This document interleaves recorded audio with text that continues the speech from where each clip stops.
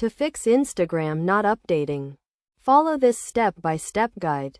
First, ensure your internet connection is stable and working properly.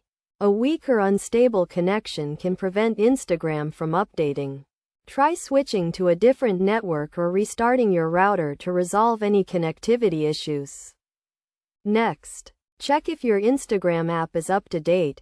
Outdated apps can cause issues with updates, so make sure you have the latest version installed. Open the App Store on your device. Search for Instagram and install any available updates. Clearing the app cache can also resolve update issues. The cache stores temporary data that can sometimes cause problems. To clear the cache, go to your device settings.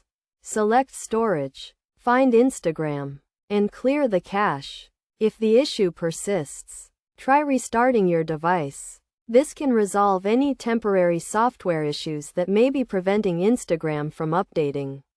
Press and hold the power button. Select Restart, and wait for your device to boot up again. Additionally, check if Instagram servers are down.